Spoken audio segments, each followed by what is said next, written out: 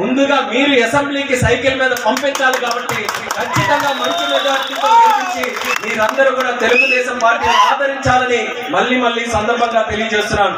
ఈ రోజు అన్న ఎందుకు గెలుస్తారని చెప్తున్నానంటే ఈయన ఒక్కడే, కానీ ఈయనకి అవతల ఎంతమంది ముగ్గురిని పెట్టారు అంటే ఒక్కరితో పని కాదని చెప్పి ముగ్గురికి పదవులు ఇచ్చి వాళ్ళందరికీ కూడా పోటీకి దిగుతున్నారు.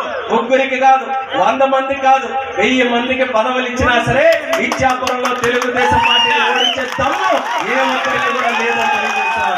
అది తెలుగుదేశం పార్టీకి ఇచ్చాపురం ప్రజలకి ఉన్నటువంటి అభినవ సంబంధం. ఆ సంబంధం ఇప్పుడు 82లోనే ఏర్పడింది.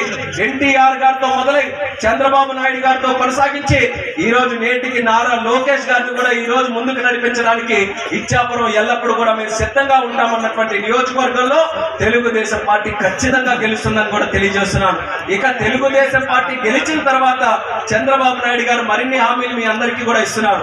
ఎందుకనంటే ఈ మాయలోళ్ళందరూ కూడా మళ్ళీ ఎలక్షన్ల ముందుకు వచ్చి చంద్రబాబు నాయుడు గారు మళ్ళీ గెలిస్తే మీ పథకాలన్నీ కూడా కట్ చేస్తారని మాయ మాటలు మళ్ళీ చెప్తున్నారు.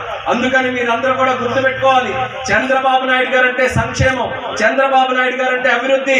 అందరినీ కూడా సరి సమానంగా అభివృద్ధి చేసి సంక్షేమం ఇస్తూ పేదవాడిని కూడా రారాజులాగా చేసేటటువంటి ఏకైక వ్యక్తి మన చంద్రబాబు నాయుడు గారిని మీ అందరికీ గుర్తు చేస్తున్నాను. వీళ్ళు ఇచ్చినటువంటి పథకాలే కాదు, వీళ్ళు ఇచ్చిన పథకాలకి మరిన్ని పథకాలు కూడా చంద్రబాబు నాయుడు గారు మీరు అందరికీ కూడా ఇస్తారు. ఆ రోజు చంద్రన్న పెట్టినటువంటి పథకాలు ఏది? చంద్రన్న బీమా పథకం ఈ రోజు అమలు కావట్లేదు. ఈ రోజు